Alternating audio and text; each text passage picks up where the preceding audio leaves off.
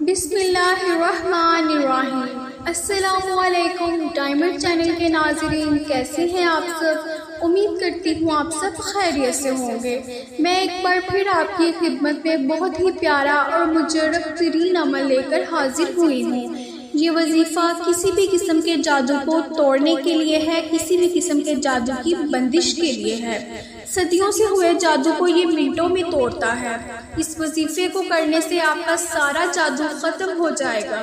جس نے بھی آپ پر جادو کیا ہوگا تو اس وظیفے کو کرنے کے بعد آپ پر جادو کرنے اور کروانے والا دونوں معافیاں مانگیں گے، آپ کے قدموں میں گر کر روئیں گے کہ ہمیں معاف کر دو، آئندہ ہم ایسا نہیں کریں گے۔ اگر آپ اس کو معاف نہیں کرتے، اپنا عمل جاری رکھتے ہیں تو اس سے ان کی موت بھی ہو سکتی ہے، کیونکہ یہ وظیفہ بہت ہی مجرب ترین ہے اور جلد اثر کرنے والا وظیفہ ہے۔ اس کو کرنے سے جو جادو آپ پر ہوا ہوتا ہے وہی جادو کرنے اور کروانے والے پر پلٹ جاتا ہے۔ اس وظیفے کو کرنے کے بعد دوبارہ آپ پر کوئی بھی جادو نہیں کر سکتا، اگر کوئی کرے گا تو اس کو الٹا نقصان ہی ہوگا۔ اگر آپ ایک مرتبہ یہ وظیفہ شروع کریں تو اس کو آپ اپنی زندگی کا معمول بھی بنا سکتے ہیں۔ یہ آپ کے لیے بہت ہی فائدہ مند ہے۔ اگر آپ اس طرح کریں گے تو کبھی بھی کسی بھی قسم کا جادو آپ پر اثر نہیں کرے گا۔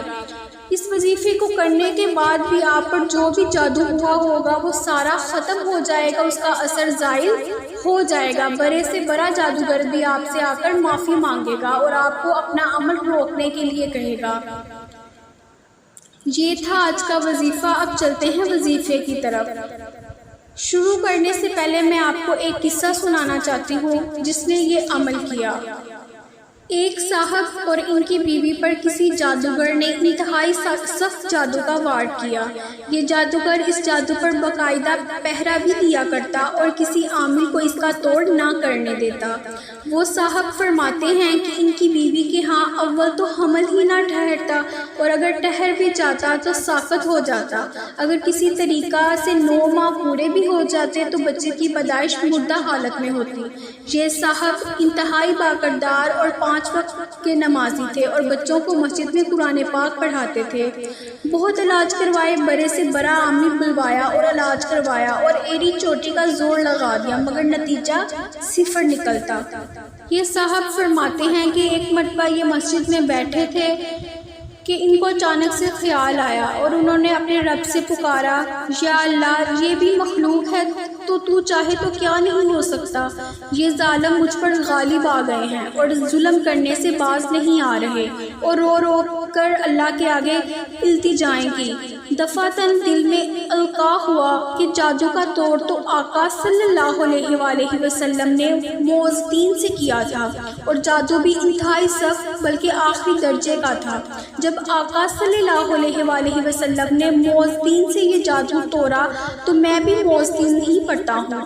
اب انہوں نے اللہ کا نام لیا اور اسی رات سے باوضو ہو کر مسجد میں جا کر معوذین اس جادو کی توڑ سے نیت سے پڑھنا شروع کر دیا۔ یہ پوری رات پڑھتے رہے اور وقتاً فوقتاً دن کو بھی ورد چلتا رہتا، ہر وقت باوضو رہنے لگے۔ غالباً چھٹے دن رات کو اونگ آ گئی اور اچانک خون کی پوری بالٹی ان کے اوپر جیسے کسی نے گرا دی ہو۔ یہ بہت پریشان ہوئے، اٹھے، مسجد کے ساتھ ہی کنواں تھا، وہاں نہائے دھوئے، کپڑے بھی پاک کیے اور مسجد بھی دھوئی۔ اب سوچا بیوی کی بھی خبر لے لوں۔ گھر پہنچے تو دیکھا وہیں بھی یہی حال تھا۔ بیوی انتہائی پریشان تھی۔ بیوی کو دلاسا دیا اور فرمانے لگے کہ بلی مانس، اب کچھ ہلچل ہوگی، انشاءاللہ اب کام بن جائے گا۔ ایک نئے ولولے سے اسی رات سے پھر دوبارہ مسجد میں عمل شروع کر دیا۔ 9ویں دن پھر وہی ہوا، اونگ آئی اور دونوں میاں بیوی پر خون کی بالٹی گرا دی گئی۔ انہوں نے ہمت نہ ہاری اور پڑھنا جاری رکھا۔ 13ویں دن صبح کے وقت وہی جادو کرنے والا جادوگر جو اس پر جادو کیا کرتا تھا اور کسی بھی عامل کو اس کا توڑ نہیں کرنے دیتا تھا، وہ مسجد میں داخل ہوا اور آتے ہی پیروں میں گر کر معافی مانگنے لگا، گڑگڑانے لگا کہ وہ ان کو معاف کر دیں۔ ان صاحب نے اسے بولا کہ تم مجھ سے کیوں معافی مانگ رہا ہے؟ کہنے لگا کہ اللہ کے واسطے مجھے معاف کر دیجئے، پھر بتاؤں گا۔ انہوں نے معاف کر دیا اور وجہ پوچھی۔ کہنے لگا کہ آپ میاں بیوی پر جادو میں نے کیا تھا، جب آپ مسجد میں عمل کرنے بیٹھے تھے تو میں بھی آپ کے مقابلے میں بیٹھ گیا اور روز میرا کیا ہوا جادو مجھ پر ہی الٹا چلنے لگا اور میرے موکل میرے ہی دشمن ہو گئے۔ یہ صاحب فرمانے لگے کہ اگر یہ بات تو نے مجھے پہلے بتا دی ہوتی تو تجھے میں کبھی معاف نہ کرتا۔ بہرحال یہ جادوگر معافی مانگ کر اپنی جان بچا کر واپس سندھ لوٹ گیا۔ اگر وہ معافی نہ مانگتا تو جان سے ہاتھ دھو بیٹھتا۔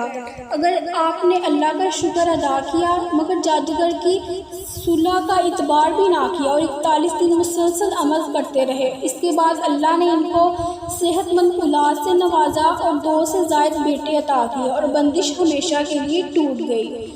تو ناظرین، یہ تھا قصہ جنہوں نے یہ وظیفہ کیا تھا۔ اب آپ کو بتاتی ہوں کہ یہ وظیفے کا طریقہ کار کیا ہے اور اس کو پڑھنا کیسے ہے۔ یکم محرم نوچندی جمعرات سے یہ عمل شروع کرنا ہے عشاء کے بعد، جو کہ آج ہے۔ جگہ کی پابندی کے ساتھ آپ نے موذتین 505 مرتبہ اول و آخر درود ابراہیمی 5 مرتبہ پڑھنا ہے۔ پہلے سورہ فلق 505 مرتبہ اور پھر سورہ ناس 505 مرتبہ، اور روزانہ پانی، چینی اور سونف پر دم کر لیا کریں۔ 41 دن اس عمل کو کریں اور کم از کم 21 دن ہر روز چینی اور سونف استعمال کریں اور ساتھ محفوظ بھی رکھیں، اور ہر 10ویں دن دم کیے ہوئے پانی سے کسی پاک صاف جگہ پر نہا لیا کریں۔ دم کیا ہوا پانی، چینی اور سونف محفوظ رکھیں اور عمل کے بعد روزانہ 41 مرتبہ پڑھ کر پھونک مار دیا کریں تاکہ عمل جاری رہے۔ انشاءاللہ جادو ٹونا، حسد، اسیب وغیرہ سے مکمل شفا آپ کو حاصل ہو جائے گی انشاءاللہ۔ اس وظیفے کی 100% گارنٹی ہے، بس آپ نے مکمل یقین کے ساتھ کرنا ہے۔ جو طریقہ میں نے آپ کو بتایا ہے اس طریقے کو فالو کریں گے تو انشاءاللہ آپ اس وظیفے سے ضرور کامیاب ہو جائیں گے۔ عمل شروع کرنے سے پہلے اور مکمل کرنے کے بعد شیرینی بچوں میں تقسیم ضرور کرنی ہے۔ دم کیے ہوئے پانی سے 3 بوند پانی برتن میں ڈالیں، باقی حسب ضرورت سادہ پانی ملا لیں، جس سے کسی بھی قسم کا جو آپ نے پڑھ کے جو دم کیا ہوگا پانی، چینی اور سونف روز پیا کریں گے، انشاءاللہ شفا ہوگی۔ تیل پر بھی دم کیا جا سکتا ہے۔ حصار کا طریقہ کیا ہے؟ حصار کا طریقہ یہ ہے کہ عمل شروع کرنے سے پہلے 7 مرتبہ آیت الکرسی اور 7 مرتبہ تیسرا کلمہ اول و آخر درود پاک ہاتھوں پر دم کر کر پورے جسم پر بانیت حصار پھیر لیا کریں۔